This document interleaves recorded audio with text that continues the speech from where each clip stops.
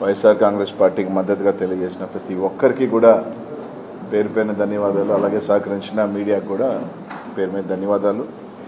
ఏదైతే నన్ను ఎంపీగా ప్రకటించిన తర్వాత గత 2 నెలలు అందరూ కూడా 7 మంది శాసనసభ్యులు అభ్యర్థులు సహకారంతో మా నాయకులు కార్యకర్తలు కొద్దిరుండి నన్ను ముందుకు నడిపించడం, అలాగే నిన్న పెద్ద ఎత్తున కూడా ఓటర్లందరూ కూడా తప్పకుండా వైఎస్ఆర్ కాంగ్రెస్ పార్టీని మా 7 మంది శాసనసభ్యుల్ని ఎంపీగా నాకు కూడా తప్పకుండా జగన్మోహన్ రెడ్డి గారిని మళ్ళీ ముఖ్యమంత్రిని చేసుకోవాలన్న తపన వాళ్ళ ఇది కూడా నేను కనిపించడం కూడా జరిగింది.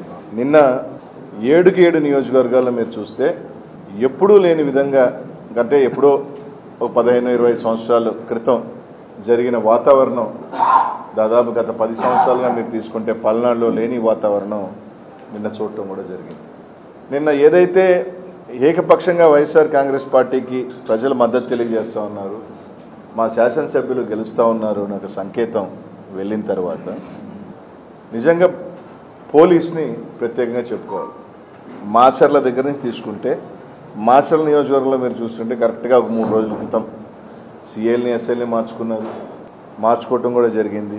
మార్చుకున్న దగ్గర నుంచి నిన్న మీరు చూడండి ప్రతి నియోజకవర్గంలో పోలింగ్ దాకా పోలింగ్ తర్వాత తెలుగుదేశం చేసిన అరాచకం అందరూ కూడా చూశారు. మాచర్ల నియోజకవర్గంలో అయితే దాదాపు ఎస్పీ గారు, ఐజీ స్థాయి ఒక అధికారి పూర్తిగా మాచర్ల నియోజకవర్గంలోనే. మా ఎస్పీ గారు మాచర్లకి ఎస్పీగా ఉన్నారా లేకపోతే పల్నాడుకి ఎస్పీగా ఉన్నారా అర్థం కాని పరిస్థితి. దాదాపు నిన్న 10 గంటల నుంచి పలానా ప్రాంతంలో సమస్య ఉందని ఫోన్ చేస్తామంటే ఎస్పీ గారు ఫోన్ ఎత్తరు. డిఎస్పీ గారు అయితే కంప్లీట్ పొద్దున 8 గంటల నుంచి ఫోన్లు ఎత్తే పనే లేదు. కలెక్టర్ గారు అప్పుడప్పుడు ఫోన్లు ఎత్తడం, ఆరాగురా స్పందించడం జరిగింది. ఈరోజు బాగా మీరు గమనిస్తే ఏదైతే తెలుగుదేశం పార్టీ గట్టిగా ఉన్న ప్రాంతాలలో అంతా అసలు పోలీసే లేదు.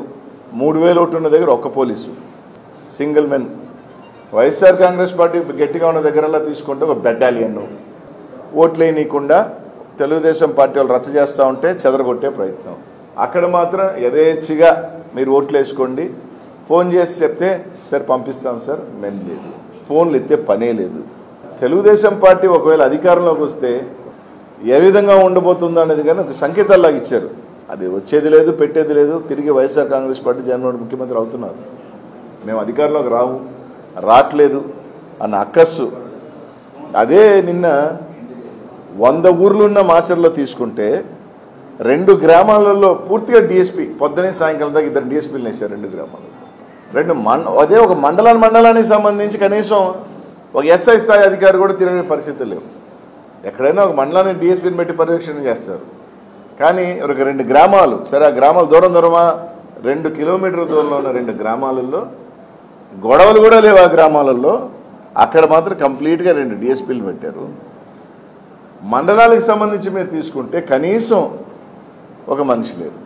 ఎమ్మెల్యే కొడుకు మీద దెబ్బలు తగిలినాయి, ఎమ్మెల్యే గారికి గాయాలయ్యాయి. అక్కడికి వెళ్ళి పోలీసుకి ఫోన్ చేసే స్పందన లేదు. అంటే మాచర్లో కానీ కొన్ని ప్రాంతాలలో అభ్యర్థులు చేశారా ఎలక్షను, పోలీసులు అక్కడ అభ్యర్థులలాగే ఉండింది. ఎస్పీ గారు మాచర్ల చుట్టే ఇంకే ఊర్లు తిరిగింది, దాఖలాలు లేవు. వేరే ఎమ్మెల్యేలు కానీ అభ్యర్థులు కానీ ఫోన్ చేసి ఇబ్బందులు పడుతున్నారంటే ఎత్తేది లేదు.